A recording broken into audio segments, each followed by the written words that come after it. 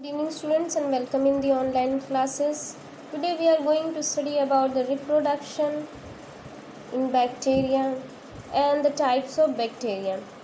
So children, reproduction takes place through binary fission in bacteria. So this is the structure of bacteria, binary fission, in which it will divide into two daughter cells. So this is a binary fission. The DNA material inside of it get elongated, then the nucleus will divide, or DNA will get divide, replicate and form a new DNA, and then cytoplasm divides and then two daughter cell form. This you will study in the higher classes, no need of this much of explanation, but you should remember that bacteria reproduce through binary fission under unfavorable condition, and they reproduce also by spore formation. So children, binary fission we understood that division will take place in their DNA and then formation of two daughter cells. Types of bacteria. So there are two types of bacteria, that is harmful bacteria and useful bacteria. So let us study both in details. So let us start with harmful bacteria. So students, harmful bacteria formed as pathogen. When we say pathogen, we understand that those organisms that can cause you any type of disease called as pathogen. So bacteria cause you harmful disease, that is why it form pathogen. They live in the bodies of host organism and cause disease by producing waste toxin.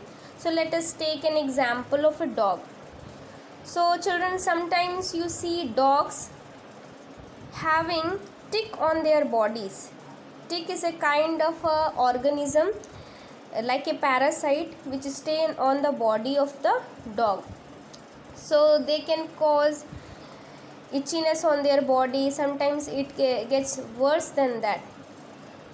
They release waste toxin on the body of the dog and then they suffer. So they live in the bodies of the host organism and can cause by producing waste toxin. Next is they pollute water. So they pollute water like Vibrio cholera. This is a type of bacteria which pollute the water, and Vibrio cholera gives a sickness called as cholera, in which you will be stomach pain, then vomiting, etc. are the symptoms of cholera. The next is spoilage of food. So E. coli responsible for the spoilage of food. So there are bacteria like this E. coli. This gives some types of enzymes, or this release some types of enzymes which spoil the food. Next is decline or deterioration of leather. Decline of leather means slowly it will spoil, the leather will spoil. So bacteria is also causing spoilage of leather. They also cause disease in plant like stalk rot of maize. Other harmful sicknesses like Mycobacterium tuberculosis cause TB. TB is a tuberculosis sickness in which there is infection on your lungs. Next is Microbacteria leprae. This causes leprosy. Clostridium tetani. This causes tetanus. So these are the harmful bacteria which causes sickness on human beings, which causes sickness or disease in plant. This is spoil the leather, spoilage of the food. They also pollute water and give us diseases like cholera, and then they remain in our body, or they stay in the body of other animals and then produce toxin, waste toxin, and then this cause various kinds of sicknesses. So this is about the harmful bacteria. Next is useful bacteria. So students, bacteria like lactobacillus help to make yogurt. Yogurt means curd. They are also used to form organic acids in pickles and vinegars. So they form enzymes which help in the formation of organic acids and which are used for us as a preservatives. So bacteria is used to create multiple antibiotics such as streptomycin. This is a very good bacteria prescribed by the doctor, streptomycin. These streptomycin are very useful for treating moderate infection, any infection, to a serious infection called as tuberculosis. So this streptomycin are used by or prescribed by many doctors, and these are very useful.